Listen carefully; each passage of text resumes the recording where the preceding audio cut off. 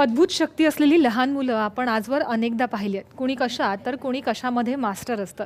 असाच एक अवली आहे नाशिकमध्ये. चारुदत्त थोरात असं त्याचं नाव. त्यानं अनेक ओव्या आणि गोव्या रचल्यात. पाहूयात या संदर्भातला एक खास रिपोर्ट. नाशिकच्या पेठ रोडवरील काव्य विष्णू सदन या घरात गेल्यावर याची प्रचिती येते. खरं तर आता हे घर घरच उरलेलं नाही. आता हे आमचं घर म्हणून उरलेलं नाही, हे एक ग्रंथरूपी देवालय झालंय अशी भावना ते व्यक्त करतात.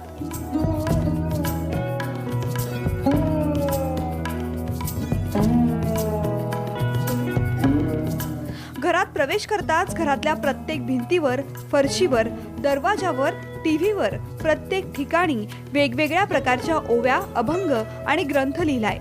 एवढंच नाही तर चारुदत्त मिळेल त्या गोष्टीवर हे अभंग आणि ओव्या लिहितो.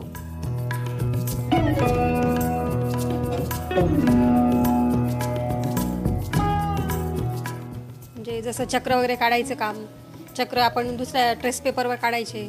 जसं त्यांचं काम आहे ते भिंतीवरचं लिहून एका वहीत व्यवस्थित लिहून ते ठेवतात. बाकी मग मुलीचं काम कविता लिहिण्याचं, ती कविता लिहिते. सुट्ट्यांमध्ये असं कुठे फिरायला जायचं नाही, आमचं काम हेच. आनंद होतो आम्हाला आणि असंही वाटतं की आपण काहीतरी पुण्य केलेलं असेल, ते पुण्याचं फळ आम्हाला आज मिळालेलं आहे या रूपात.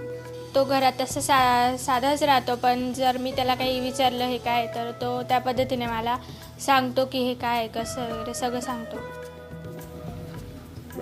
काय अनुभव एखादा हां, मी जेव्हा आमची परीक्षा राहते तेव्हा जर मी त्याला समाजशास्त्र विषयात काही विचारलं तर तो मला पूर्ण सगळं सांगतो, काय येणारे वगैरे सगळं. आणि काही काही वेळेस जे ते सांगतो तेच प्रश्न येतात.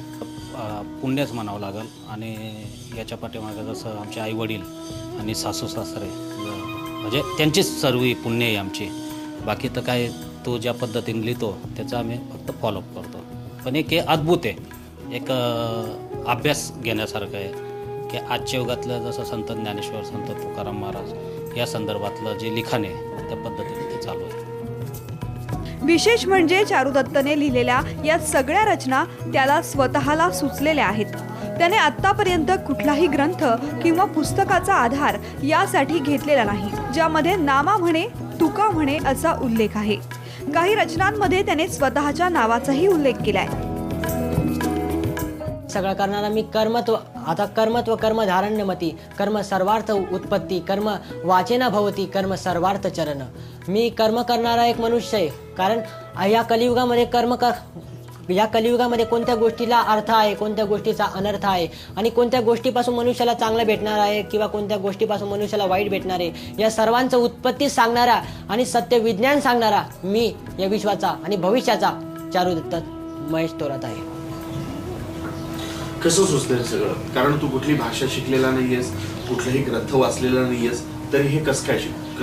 जेथ विष्णू नाम ध्यान तेथ सर्व रूप चरण, आणि कति बहु जाण ते आपोआपी, सर्वस्व सर्व मती जाण हेची बुद्धी आचरण, सर्व वाचेना भवती, सर्व कृपा नित्य अनुपान. म्हणजे काय की मी जेव्हा हे करतो तेव्हा मला समजत नाही का, कारण मी ती आपोआप ते येतं. आपोआपी म्हणजे काय, आपोआप ते येतं आणि आपोआप ते येतं. परंतु मला त्याचा अर्थ कळतो आणि ते अर्थ हा उचित गोष्टीला कळत असतो. चारुदत्त सध्या 12वी मध्ये कला शाखेचं शिक्षण घेतोय. चारुदत्तने रेखाटलेले चक्र, लिहिलेल्या ओव्या आणि अभंगाचा अर्थ सहज समजणारा आहे. त्याच्या म्हणण्यानुसार या रचना करण्यासाठीच माझा जन्म झालाय. ज्याप्रमाणे ज्ञानेश्वरी, भागवत गीता, हरिपाठ या रचनांचा संदर्भ आज आपल्याला लागतोय.